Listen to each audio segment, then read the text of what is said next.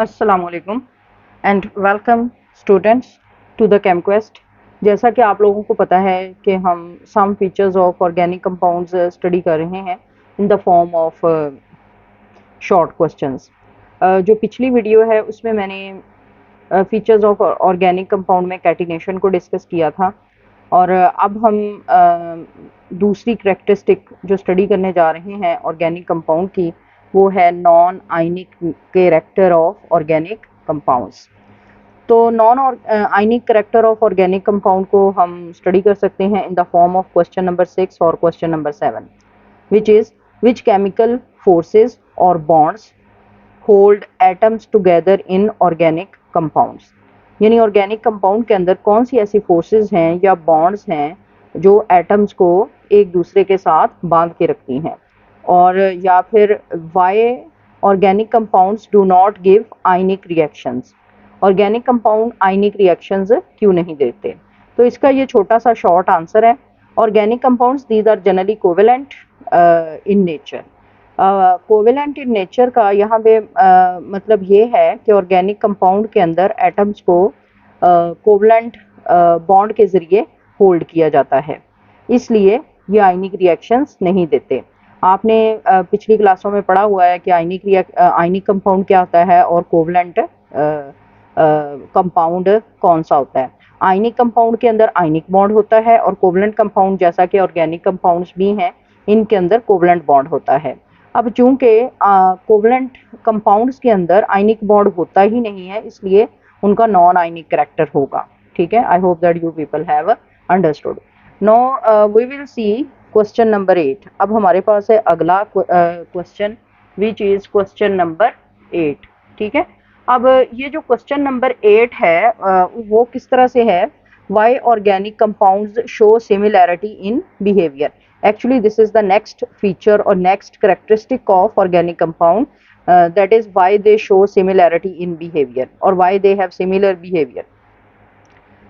अब इसका आंसर यहाँ पर आगे मैंने लिख दिया है, there exist a close relationship between different organic compounds. तो जो डिफरेंट ऑर्गेनिक कंपाउंड्स हैं उनके दरमियान एक क्लोज रिलेशनशिप होता है। अब उसकी रीज़न क्या है? This is exemplified by the existence of homologous series. ये होमोलोगस सीरीज की एग्जिस्टेंस की वजह से होता है। अब सवाल ये पैदा होता है कि ये होमोलोगस सीरीज क्या चीज़ है।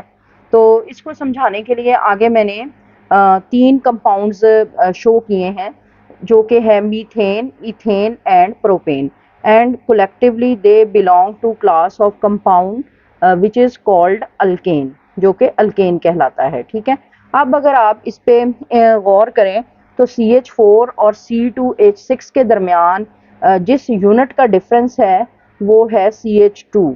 ठीक है, इसको बोलते हैं मिथिलीन ग्रुप। इसी तरह इथेन और प्रोपेन के दरमियान अगर आप देखें डिफरेंस कितने एटम्स का है, तो एक प्रोपेन में एक कार्बन ज़्यादा है और 2 जो हैं वो हाइड्रोजन ज़्यादा है, तो वो डिफरेंस भी इस मिथिलीन ग्रुप का ही है। तो इस तरह से हम इस नतीजे पे पहुँचे हैं कि ये जो क्लास ऑफ कंपाउंड है जिसको मैंने अल्केन का नाम दिया है, इसमें हर अगला मेंबर पिछले मेंबर से एक ख़ास डिफरेंस से अलग है, और इस केस में जो डिफरेंस है वो है मिथिलीन ग्रुप। तो ऐसी सीरीज जिसमें हर अगला मेंबर पिछले मेंबर से एक ख़ास ग्रुप के लिहाज से डिफरेंट हो, जो कि इस क्लास ऑफ कंपाउंड में मिथिलीन ग्रुप है, तो ऐसी सीरीज को हम होमोलोगस सीरीज कहते हैं। So because of the existence of this homologous series, जो सिमिलैरिटी है बिहेवियर में, वो बिहेवियर में सिमिलैरिटी आती है। और ना सिर्फ ये कि बिहेवियर में सिमिलैरिटी आती है, बल्कि इसका दूसरा फ़ायदा क्या है, जो मिलियंस ऑफ कंपाउंड्स हैं उनको स्टडी करने की बजाय हम एक ख़ास क्लास ऑफ कंपाउंड के ख़ास प्रोमिनेंट मेंबर को स्टडी करते हैं, और हम कहते हैं कि यही बिहेवियर इस क्लास के दूसरे कंपाउंड भी शो करेंगे।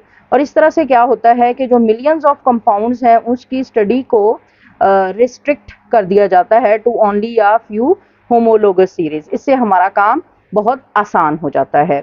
आई hope that you people have understood. If any question you are very welcome to ask, and we will meet with an other video with other short questions inshallah next time.